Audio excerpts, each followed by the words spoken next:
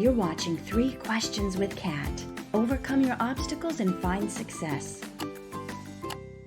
Hey everyone, it's Catherine and we are back for another episode of 3 Questions with Kat. I've got Amie with me today.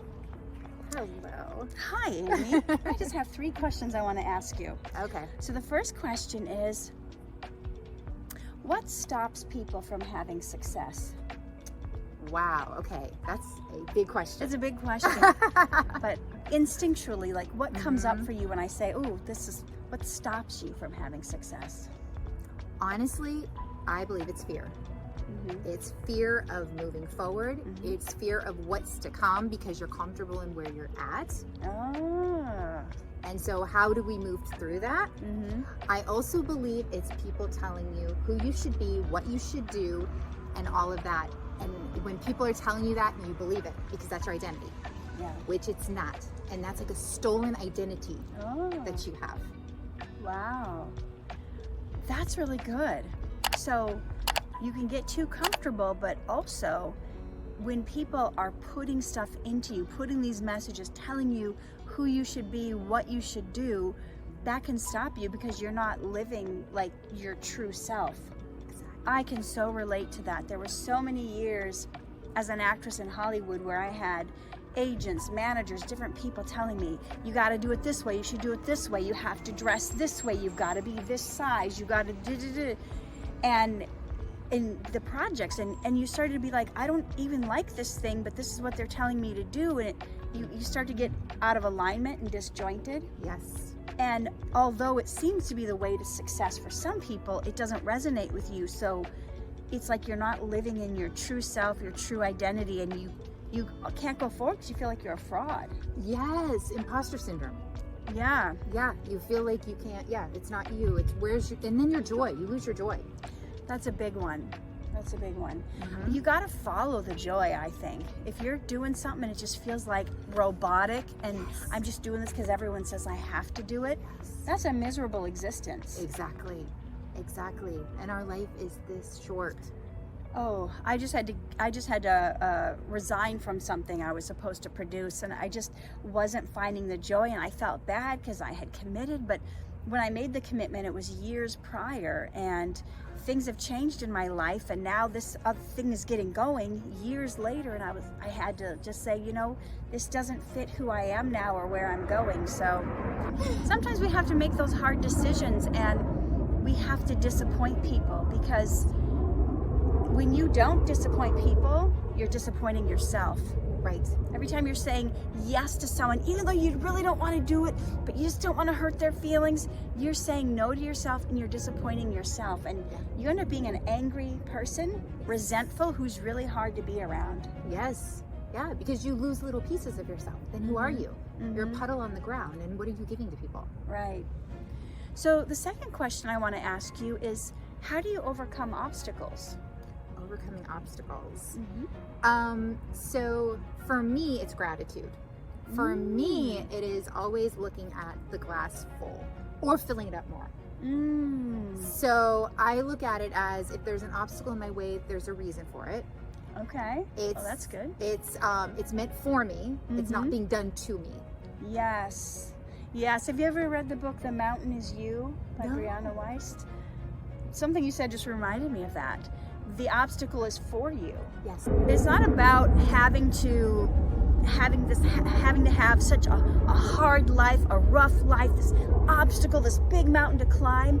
It's not about the pain. It's about who you become in the process of having to climb that mountain. Yes. If you didn't have these obstacles, you would have no wherewithal, no strength, no flexibility. Exactly. It's just like lifting the weights at the gym. You got to lift something that's so heavy and it hurts and it tears your muscle and rips you to become stronger. And sometimes we want to have an easy life and we don't realize the easy life, the comfortable life, has made us just a pile of mush that has you've probably met people who've had a sheltered life and they have no mental fortitude that they can be so thrown off by what you would think was a minor, tiny little thing that you're like, that's taken you out. Yep. So that's a great way to think about it. So you're talking about how the obstacles are for you, and we don't realize when we've got this awful thing standing in front of us that we're like, what if we just stopped for a second and said,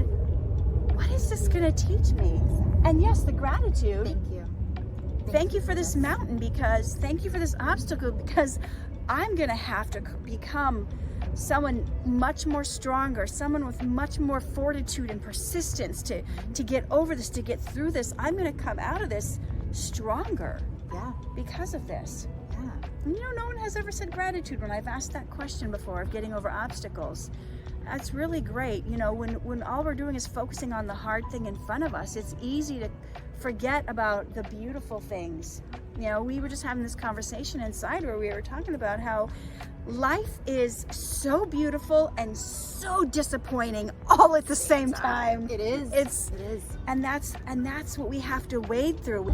So we can't let the obstacles, life, the plains, Exactly, right. the mountains stop us from seeing all the beauty and all the gratitude, because it's easy to take our eyes off the beauty because, oh, this happened and this happened and this happened and this happened. Yeah, yeah. And there's always a reason why that's happening, but we don't see the end plan. Yeah. We don't see that. And that is, like you said, to make us stronger, to get us through something. Mm-hmm. And even the blessing of the people that you're going to meet through that obstacle that you never thought you would. That's a big one.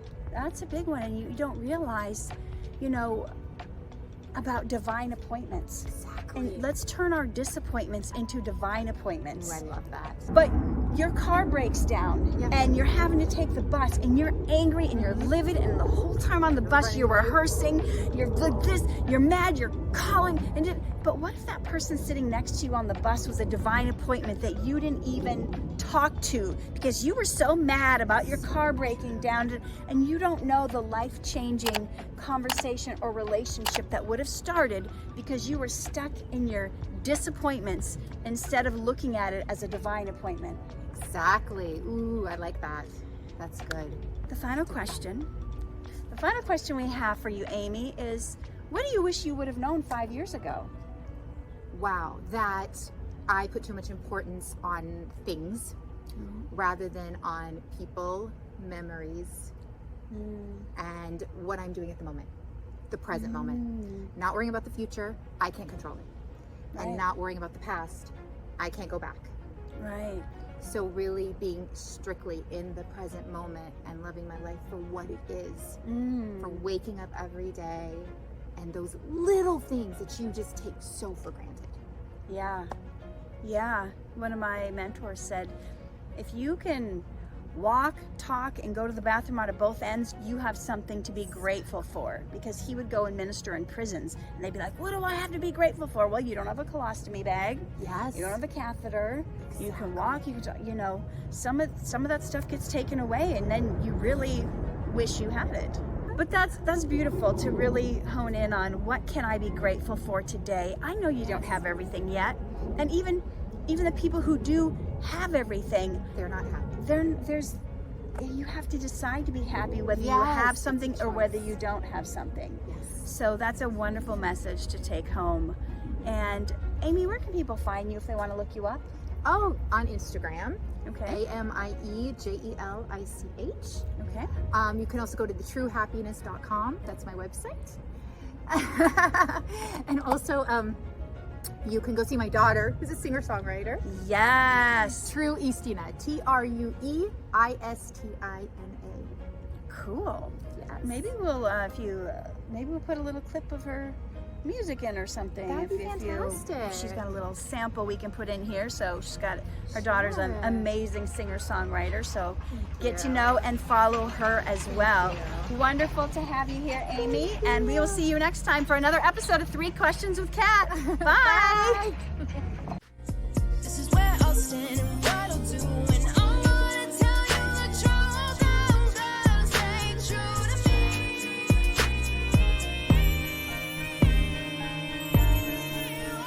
Word is toxic. It's not healthy. I don't know where else I should be. Don't know if this is the place for me. Obviously not. Word is immature. You act like a child sometimes, and you push me off the cliff, and I will.